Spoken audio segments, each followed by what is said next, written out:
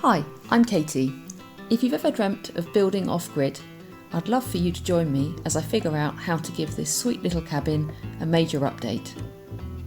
In the last episodes, you can watch as I build a new rear section and replace the roof.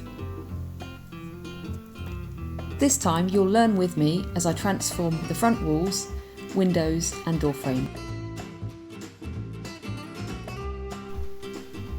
I'll take you to a local music festival and we'll enjoy passing August here at the Hippie Cabin.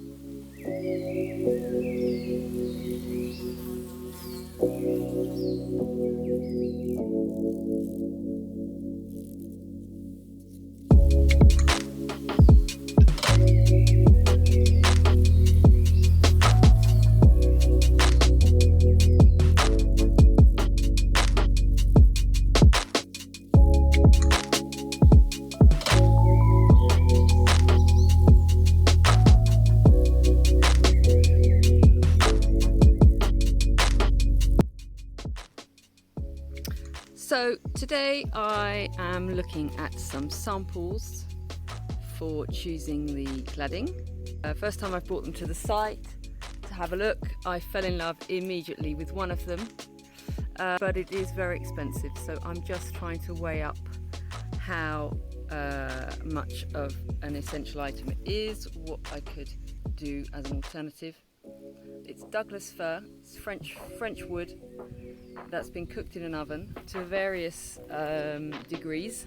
The whole purpose of burning the wood basically means that it won't get eaten by insects, it doesn't require any maintenance, it's fire resistant as well, and of course, as you can see, they're all very beautiful. So I've picked 4 samples.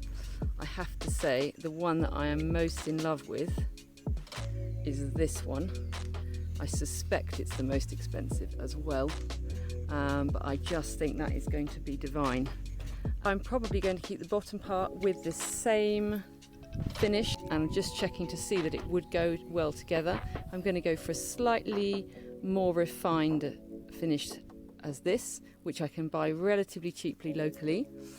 This is actually coming from the Auvergne, so it's not that far. There isn't anyone that produces it more locally than that. I had quotes from Eastern Europe which were very affordable, but by the time we put the delivery on, it was coming out more or less the same, and I'd rather buy something that's French made and not having to travel thousands of kilometers to get here. So yeah, very, very much in love with this here.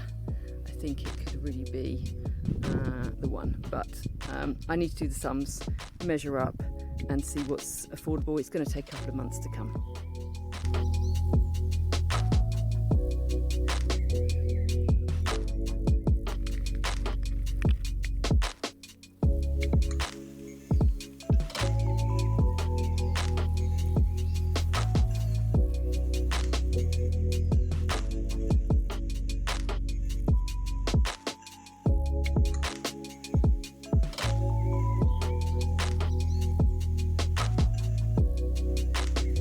Inside looks like this, so I'm going to have the door a little bit smaller, and I think probably this is going to be the run for my kitchen units. So I'm imagining that if I have a sink here, it'd be quite nice to have a little aspect out this way. So it'd only be a small size window, but just at this eye level to just give a little bit of a view and ventilate.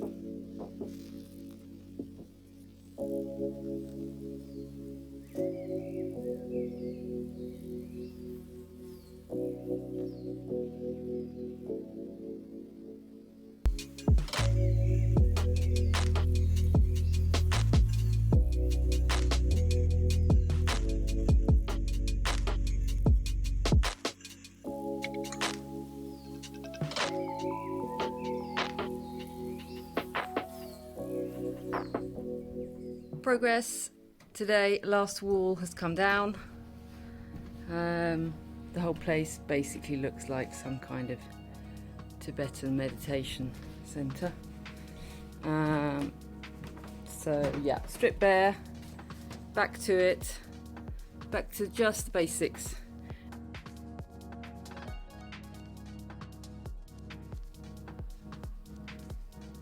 Couple of days of hard work getting the chipboard on. Been working with my friend Joe. He came to give me a hand. Some of the panels a bit big to handle alone, and the panels on the front, particularly the sections under the eaves, pretty difficult actually to cut the angles here, and he was pretty adamant that it needed to be done in one panel to make it as strong as possible. So I just let him get on with that, and he's done a really great job and much appreciate his help. And I also think mentally I needed a bit of a boost as well. I have really enjoyed working on my own on this project, but at some point I guess you run out of steam, and having somebody else here to engage and push things on and kind of keep you accountable to getting on with it has been really good. So this is the other side. There's the kitchen window. I've made a little adjustment on this back window as well. And I'm just going round finishing off screwing as many structural screws in as I can, every 30 centimetres or so, all the way round, to make sure that all of this boarding is really well attached to the outside. And on the inside we've put battens across where there's a join in between two panels that didn't fall exactly on the cross sections, so you couldn't screw into anything basically from outside. So we've put those battens in all the way around to cover up the joins. I've still got a bit of work to do. I'm going to finish this off hopefully later today, and put some battens underneath. There was a join here, for example. Now where that was all misaligned on the outside, that's all now joining up nicely. And we've finished the windows openings here, so we get to see what the new door is going to look like in terms of the size, and the window on this side, which is the living room window, the view out. That's all really helpful to get an idea of how the space is going to be, and the light. This is the view, the kitchen window, and the door frame, which is all finished. So keep chugging away, but happy that this has got boarded up. Feels like some good progress. My dear friend Seb's come to visit today with his girlfriend Charlene. He's having a look over the land to try and find the nails, screws and all the rest of the crap that fell off the roof when we took it off. I'm sure he's going to find hundreds of bits everywhere.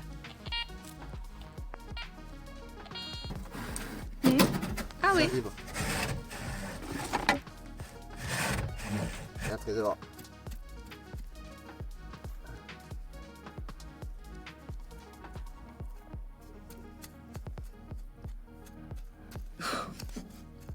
Ok. Il est où? Je peux le faire en deux fois.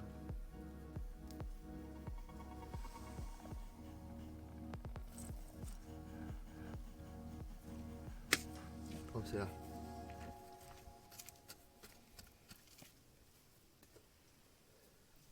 C'est profond, hein.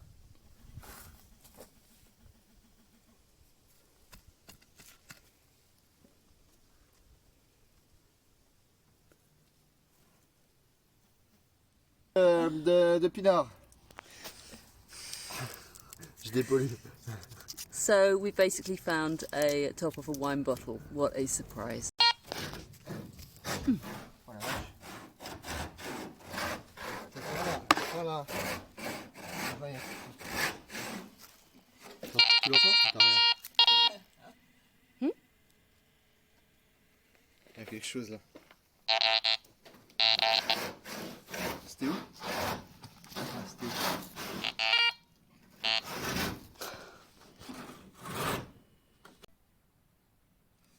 So we had a good hunt round. I'm very grateful to my dear friends that's essentially what we found. We also found this huge rivet buried in the ground. I think Seb will come back and have another dig because he quite enjoyed finding stuff, and there's literally stuff everywhere to find. But I'm really pleased we managed to get all of this out of the ground. Obviously not very safe, even if you're in a flip-flop. That is going to cause you some major damage. And I just feel like the ground around needs to be kept clean and as minimum impact on nature as possible. So very grateful to Seb for his time spent collecting all of that. It's been a great summer, but it is now, and it has been, absolutely chucking it down all day. Have been able to finish everything that is the external finish all around. For example, all the little cuts that were required to finish off under the eaves on this side. It was quite painful. I don't suggest cutting triangles unless you're in a pretty good frame of mind. It took me about a day to do it, which sounds ridiculous, but hey, I didn't have the skill set required. I do now have it through trial and error. So just to explain, I'm starting on the next step, which is to really wrap the building in this stuff called Delta Wrap, which is in essence a massive roll of sort of waterproof fabric that basically lets the building breathe but doesn't let the water ruin all your hard work. So I bought myself a staple gun. I'm just trying to work out which height I'm going to put this on at.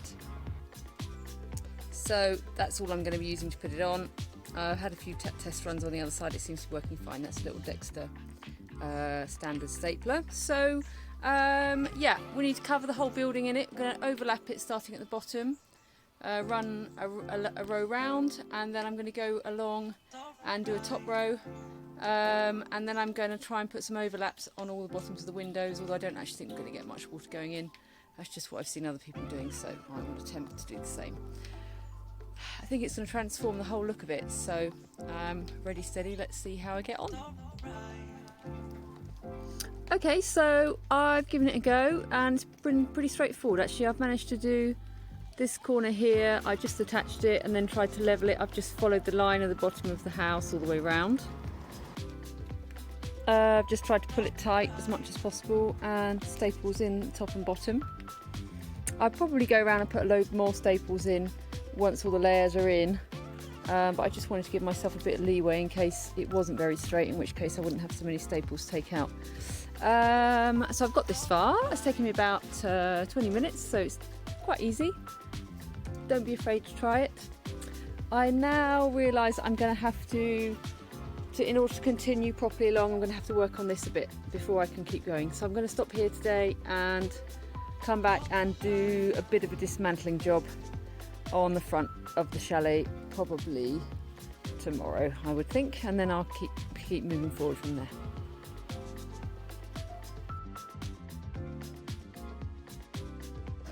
And since they're here, of course, I've put them to good work. So Charlene's just taking off the rest of the bits of wood that's sticking out the side, which is a pain in the arse job, and she's doing very well. So the next couple of jobs that I've managed to do, so cutting these blocks, extra bits of plank that were poking out off, trying to get this as flat as possible so that when we come to put the cladding on, we've got a base that is reasonably straight. Same on the other side. Charlene has gone along and cut all of these, which is great. I've still got a couple here to cut, but it's not a big deal. The slight issue that I've had is I took all the lower bit of cladding off, which was a nice old wood cladding that had really well aged, and I found that this whole front beam is completely rotten. It's been eaten by various things over the years, obviously really exposed to the sun, and at this end it's completely catastrophically rotten. So I'm going to have to take this out, put some basically some scaffolding supports underneath, probably remove the whole beam and replace it with a new one, because the next step would have been to build my terrace off the front of here. I've started digging to put some concrete foundations in. So basically try and work out how big I wanted the terrace to be and where to dig the holes. Rather than doing it with string, as I did on the back, I actually have this piece of wood which is 4 meters, and this piece of wood here, the main structure, is exactly 4 meters. So just to keep my life a bit easier, I've just laid these bits of wood out, since I had them anyway, and worked out, been able to put a table here, work out how much space I want. Obviously this is all going to be at this level, but I'm going to start by digging the holes, putting some posts in, and making my way up to the front structure, and then I will attach the structure to the front of the chalet. So I'm just going to get on. As you can see, the ground's really dry. It's going to be a bit of a mission, but I'm going to get on and dig, put some concrete in, and start working up from here.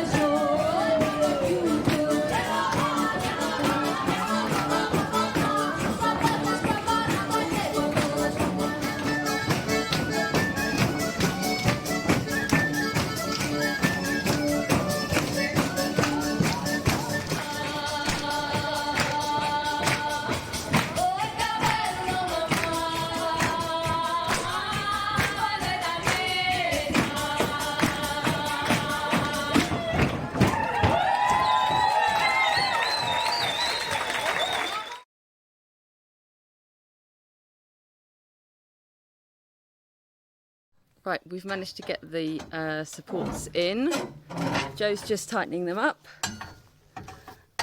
Basically put a crowbar in and turn it and it goes up. Put some big wood supports in top and bottom. Screwed them down, and we're starting to see some space, so that's great.